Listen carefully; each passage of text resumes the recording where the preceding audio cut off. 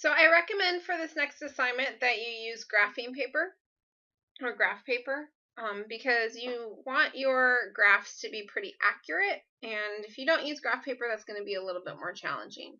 It's not 100% necessary, so if you don't have graph paper, you can survive, but it is recommended or it's a required material to have in class, so it would be a good idea if you had graph paper. All right, so assignment 10. This is 3.3. Graphing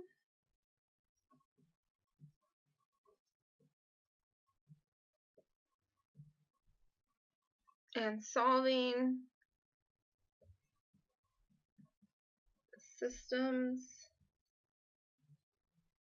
of linear inequalities.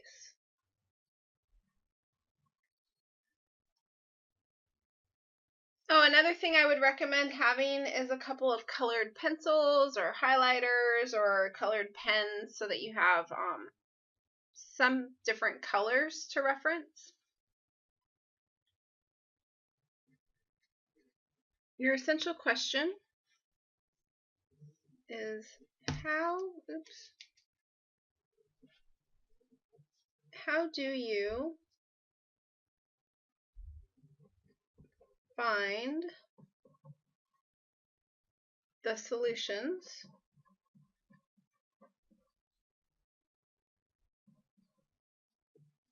to a system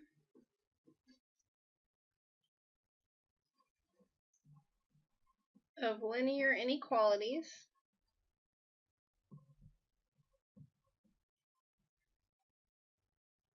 by graphing?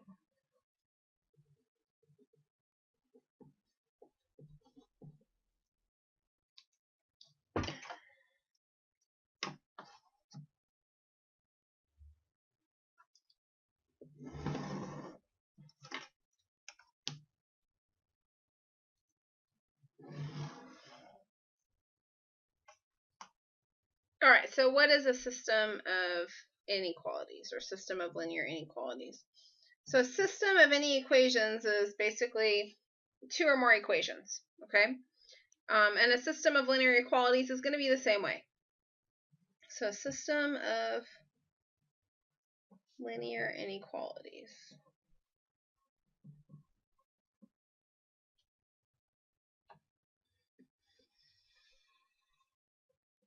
So first of all, your solutions in this system, you're not just going to get one solution.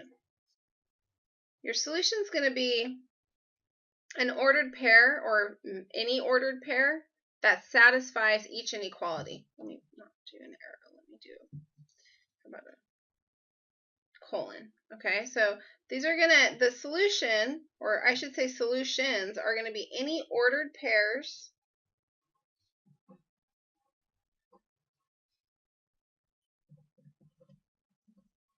that satisfy both inequalities.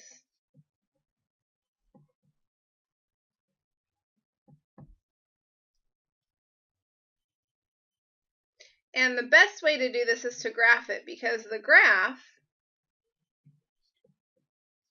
shows all solutions of the system.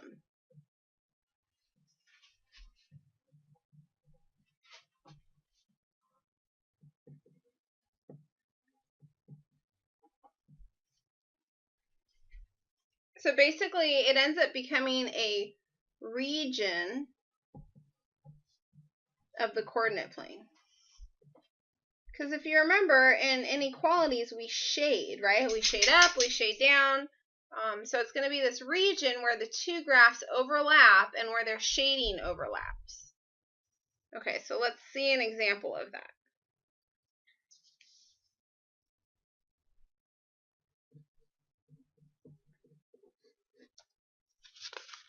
So we are going to graph the system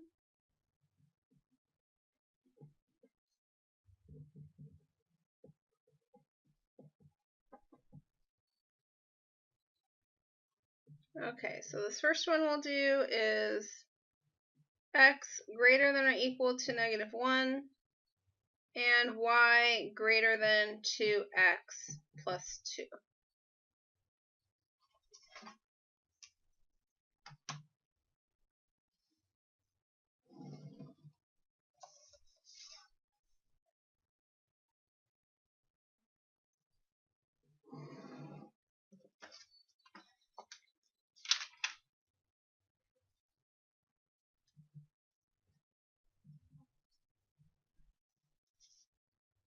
Okay, so x greater than or equal to -1. Well, first of all, looking at the greater than or equal to sign, that tells me I'm going to have a solid line. The second one is y greater than 2x plus 2. That tells me I'm going to have a dotted line. Okay, now x greater than or equal to -1, that's going to be a vertical line at x equals -1. And like we said, it's going to be solid. Now this is where the colors will come in handy. So I'm going to do a really light drawing here. Okay, that could be helpful. But then I'm going to bring in a colored pen here and just trace over that. And I'm going to use my colors to help me see where I should be shading. Oh, that didn't come out very dark. Let's try again. There we go. A little bit better. So I want to shade everywhere where x is greater than or equal to -1. So my solid line gives me everything that's equal to -1. I want to be able to go to the right to say, well, I also want everything that is greater than -1. And I'm going to put lots of arrows here. Okay, it gives me an idea of where I need to be shading, but I'm not going to shade yet because I have another inequality that I need to graph, and I'm going to graph where both of their shading regions overlap. Okay, so going back to my pencil, my next inequality is y greater than 2x plus 2. So on the y-axis, I'll go up to +2, put a dot, and then from there I'll use my slope, 2 over 1, to go up 2 over 1. Okay, I'm going to remember that I should be using a dotted line, so I'm going to do that in pencil first. But then I can bring in another color.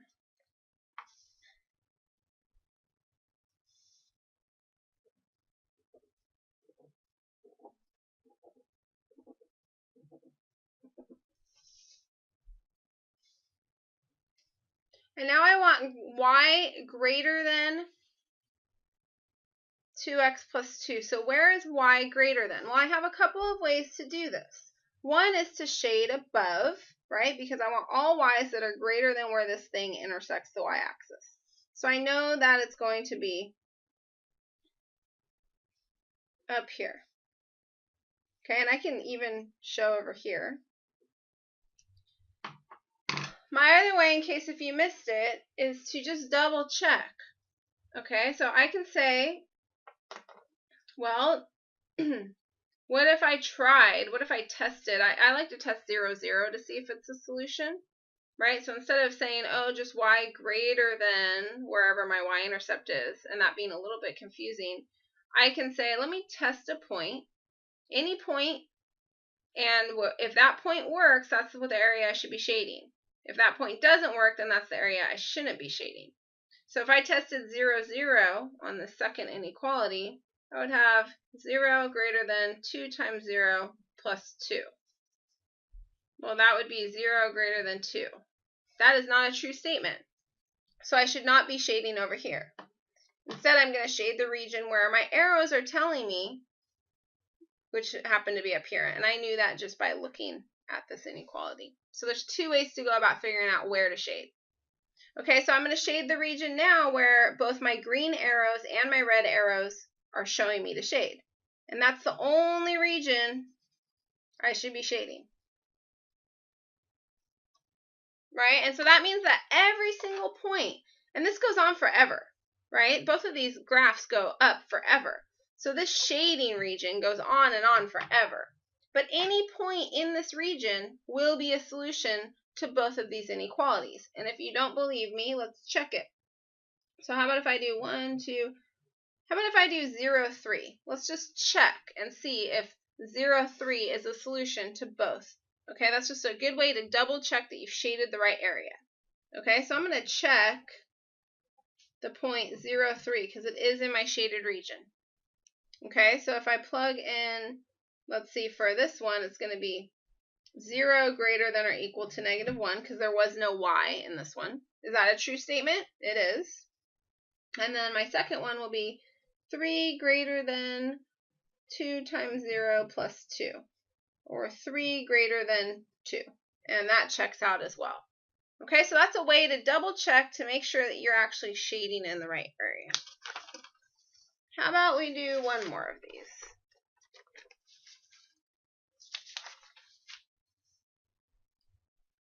Okay, so did I call that an A? Yeah, so we'll do one more. We'll call this one B. And we're going to do x less than or equal to 0, y greater than or equal to 0, and x minus y greater than -2.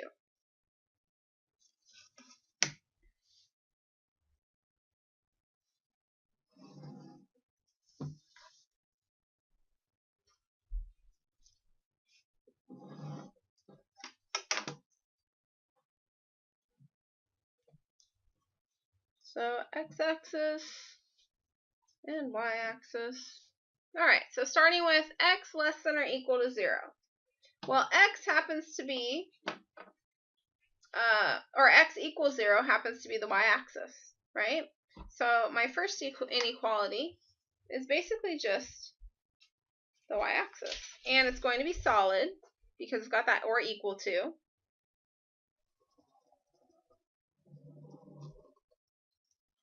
Now, which way would I shade? Well, x is going to be less than 0, okay? Less than or equal to. So it's going to be shading to the left because that's where all the x values are less than 0. Okay? How about y greater than or equal to 0? Well, y equals 0 happens to be the x-axis. And again, it's a solid line because of the or equal to. And that one's going to be greater than or equal to 0, so I know I'm shading up here. Okay, so the only problem now is my last one. It's not really in a very graph-friendly form. I have a couple of options. I can put it into slope-intercept form, or I can use x and y intercepts to graph this. So why don't I do both just for fun, because we have lots of time here. How about let's start with our x and y intercepts. So I'll come over here, I'll do an input-output chart. Okay, when my x is 0, that's going to give me my y-intercept. So when I plug 0 in here, I get -y greater than -2. But I would have to actually get y by itself, so I need to divide both sides by that negative. So that means I have to flip the sign, and I get +2. Okay, and then the other one, when I want my x-intercept, that means y is going to be 0. So I basically just get x minus 0 less than -2, or basically the fact that if we're thinking of this like an equation, x equals -2. Okay, so that's one way I can graph those 2 points. Let's go ahead and do that.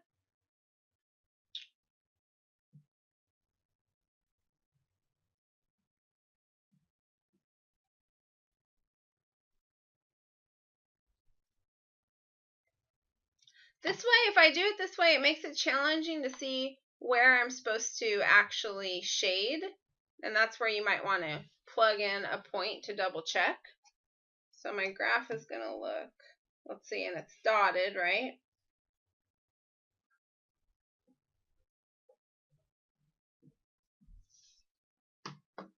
Maybe I'll use a highlighter on this one.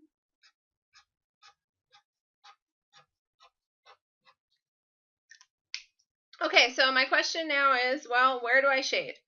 Well, I'm going to try 0, 0 in here and check it out. If this works, then I shade down that way. If this doesn't work, then I shade up.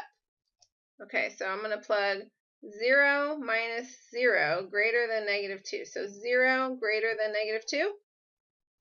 That looks correct to me. So that means I'm going to need to shade down.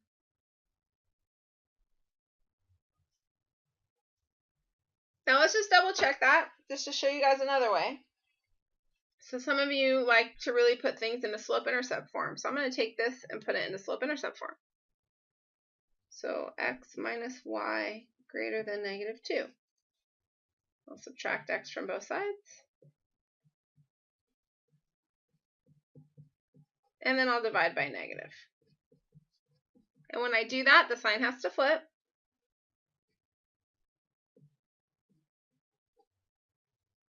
So I get 1x plus 2. Is that the graph I've graphed here? Starting at my y-intercept of 2. And then go up 1 over 1 for another point. Yep, that looks like the same slope. And then this one shows y should be less than x plus 2, which is exactly what I've done. I've shaded down. Okay, so now I have to find the region where everything overlaps. Well, it looks to me like everything's overlapping. Look, I've got arrows going down here, up, and to the left. So basically, I've got this right triangle right here.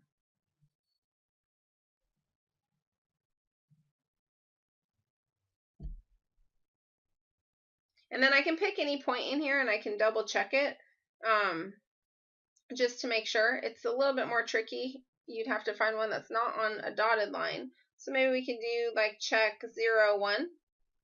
So let me just check the point 0, 1 to make sure that it actually is a solution. You can pick any fraction in here, but I'm not going to do that. So going to the first inequality, if I plug 0 in, 0 less than or equal to 0, that checks. Second inequality, if I plug 1 in, 1 greater than or equal to 0, that checks. And the last inequality, I'll plug in 0 and 1, so 0 minus 1 greater than -2. Is -1 greater than -2? It is. So I have shaded the correct region. And that's it.